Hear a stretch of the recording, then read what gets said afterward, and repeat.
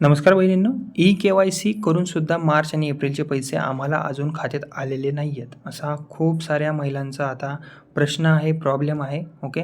कारण की काही जिल्ह्यांमध्ये काही महिलांना, बहिणींना पैसे मिळालेले आहेत 2 महिन्यांचे. ओके. ई-के-वाय-सी कंप्लीट आहे त्यांचं आणि काही महिला अशा आहेत, खूप साऱ्या पर्सेंटेजमध्ये अशा महिला आहेत की त्यांना ई-के-वाय-सी त्यांची पूर्ण आहे, सगळ्या गोष्टी बरोबर असूनसुद्धा त्यांना मार्च आणि एप्रिलचे पैसे अजून त्यांच्या खात्यात आलेले नाही आहेत आणि त्यांच्या जिल्ह्यामध्ये वितरण तर झालेलं आहे, पण त्यांनाच आले नाही आहेत. अशा पर्सेंटेजमध्ये खूप जिल्ह्यातील महिला आहेत. ओके.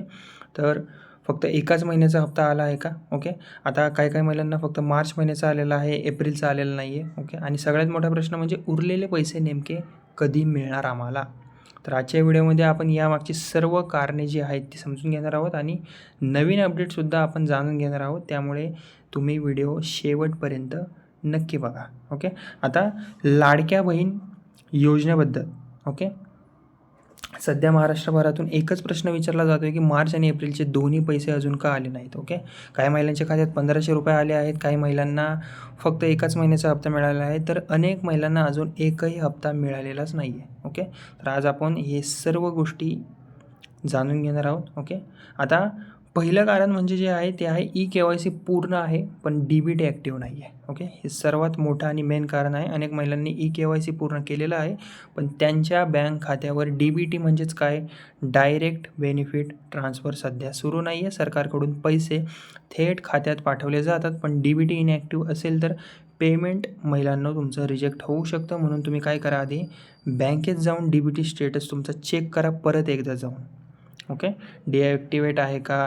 ओके. त्यामुळे परत तुम्ही एकदा बँकेत जा, डी-बी-टी स्टेटस तुमचा चेक आहे तुम्ही एकदा चेक करून घ्या, नसेल तर ॲक्टिव्ह करून घ्या. आधार सीडिंग ॲक्टिव्ह आहे का ते एकदा बघा. NPCI मॅपिंग एकदा व्हेरीफाय करा तुम्ही. ओके. या 3 गोष्टी करा म्हणजे करा. ओके. आता दुसरं कारण कोणतं आहे?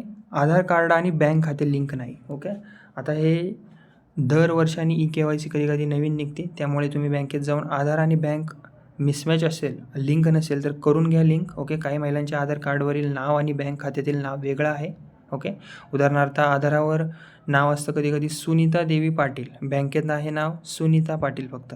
असा छोटासा फरक जरी असला ना, तरी महिलांना तुमचं पेमेंट होल्डवर जाऊ शकतं. ओके. ह्या चुका तुम्ही दुरुस्त करून घ्या. याला वेळ लागेल, पण एक 10-15 दिवसात होऊन जाईल. तसेच चुकीचा अकाउंट नंबर, IFSC कोडमध्ये एरर असेल, जॉईंट अकाउंट असेल, बंद अकाउंट असेल तर तुमचे पैसे 100% अडकू शकतात.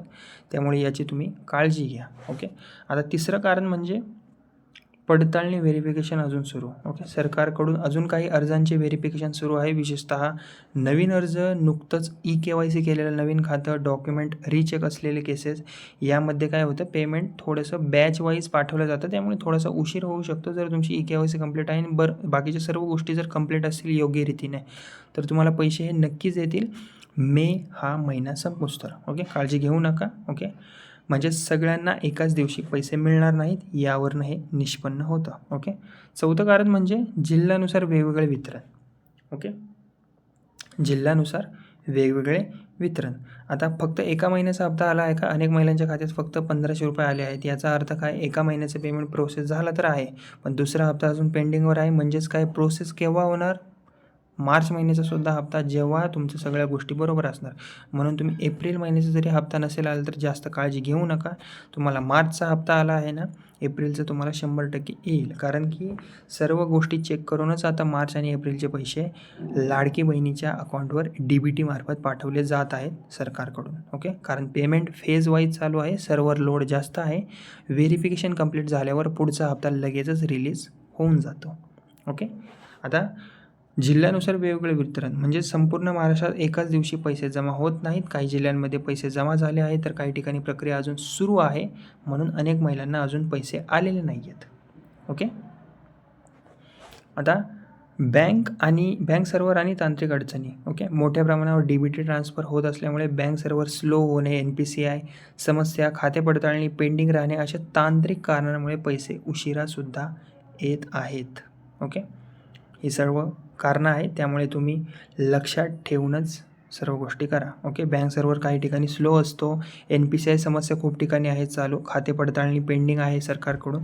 त्यामुळे अशा तांत्रिक गोष्टींमुळे तुमच्या खात्यामध्ये पेमेंट यायला थोडासा उशीर होऊ शकतो. ओके.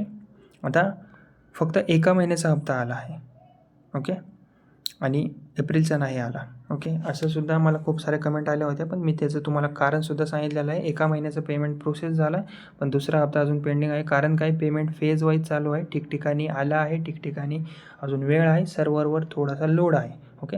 आता दोन्ही महिन्यांचे पैसे कधी येतील? आता काही महिलांचा प्रश्न आहे की आम्हाला एकही महिन्याचा हप्ता नाही आला, आमचं तर KYC कंप्लीट आहे. तर सध्याच्या अपडेटनुसार महिलांनो, मार्च आणि एप्रिलचे उर्वरित जे पैसे आहेत, ओके, उर्वरित जे पैसे आहेत ते पैसे मे 2026च्या शेवटच्या आठवड्यांपर्यंत टप्प्याटप्प्याने जमा होण्याची शक्यता आहे. विशेषतः KYC सक्सेसफुल, DBT ॲक्टिव्ह, आधार लिंक, व्हेरिफिकेशन कंप्लीट असेल, या सर्व गोष्टी बरोबर असतील, अशा महिलांना लगेचच पैसे मिळू शकतात, ओके. आता काही महिलांच्या अर्जामध्ये सुद्धा चुका आहेत. काय आहेत? नाव चुकीचे, IFSC कोड चुकीचा, खाते क्रमांक चुकीचं, मोबाईल नंबर मिसमॅच, या चुका असल्यामुळे सुद्धा पैसे होल्डवर जाऊ शकतात, ओके. आता शासनाकडून टप्प्याटप्प्याने निधी वितरण सध्या चालू आहे. सरकारकडून सध्या निधी एकदम न देता टप्प्याटप्प्याने, म्हणजे थोडा म्हणजे मार्चचा हप्ता आला आहे, तुम्हाला 2-3 दिवस थांबावं लागेल, मग लगेच दुसरा निधी आला की लगेच तुम्हाला एप्रिलचा हप्ता येऊन जाईल. म्हणून काहींना फक्त मार्चचाच हप्ता आलेला आहे, काहींना 3,000, तर काहींना अजून काहीच आलेलं नाही आहे. अशी परिस्थिती ठिकठिकाणी दिसून येत आहे. पण तुमची जर KYC कंप्लीट असेल, DBT ॲक्टिव्ह असेल, आधार लिंक असेल, बँकेला व्हेरिफिकेशन तुमचं कंप्लीट असेल, तर तुम्हाला कन्फर्म पैसे येऊन जातील, ओके. आता नंतरचं कारण म्हणजे KYC सक्सेस दाखवत असलं तरी फायनल अप्रूव्हल बाकी, ओके. तर अनेक महिलांच्या मोबाईलवर KYC सक्सेस दिसत आहे, पण जे शासनाचं पोर्टल आहे त्यावर फायनल व्हेरिफिकेशन पेंडिंग दाखवत आहे. यामुळे होतं काय, KYC तर पूर्ण आहे, पण पेमेंट अप्रूव्ह झालेलं नाही आहे, अशी स्थिती ठिकठिकाणी आता निर्माण झालेली आहे, ओके.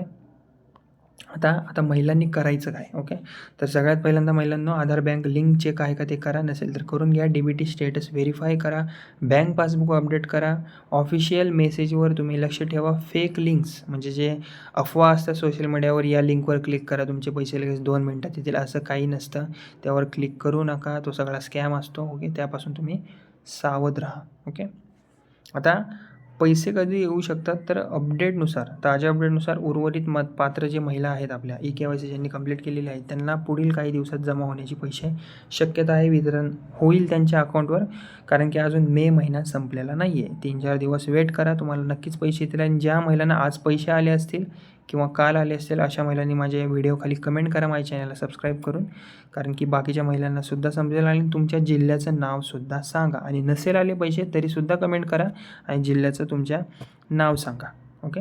आता इम्पॉर्टंट अपडेट म्हणजे जर तुमची KYC पूर्ण असेल, आधार लिंक असेल, जे की मी तुम्हाला 2-3 वेळा सांगितलं या व्हिडिओमध्ये, DBT ॲक्टिव्ह असेल, तर घाबरू नका, सरकारकडून तुम्हाला टप्प्याटप्प्याने पैसे तुमच्या अकाउंटवर जमा केले जात आहेत, ओके. त्यामुळे या सर्व गोष्टी तुम्ही चेक करून घ्या, या ज्या मी इथे लिहिलेल्या आहेत, ओके. तर ताज्या चर्चेनुसार 25 मे ते 31 मे 2026 दरम्यान अनेक महिलांच्या खात्यात उर्वरित एप्रिलचा हप्ता जमा होण्याची शक्यता आहे. मार्चचा सुद्धा होईल, ज्या महिलांना मार्चचा आलेला नाही आहे. जर मे अखेरपर्यंत पैसे आले नाहीत, तर सेतू केंद्र, महिला व बाल विकास कार्यालय, बँक DBT स्टेटस, हे सर्व गोष्टी तुम्ही तपासून बघा, ओके.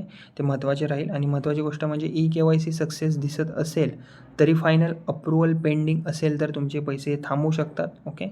त्यामुळे NPCI मॅपिंग, आधार सीडिंग, बँक व्हेरिफिकेशन, या सर्व गोष्टी पूर्ण असणे तुमच्या गरजेच्या आहेत महिलांनो, बहिणींनो, ओके.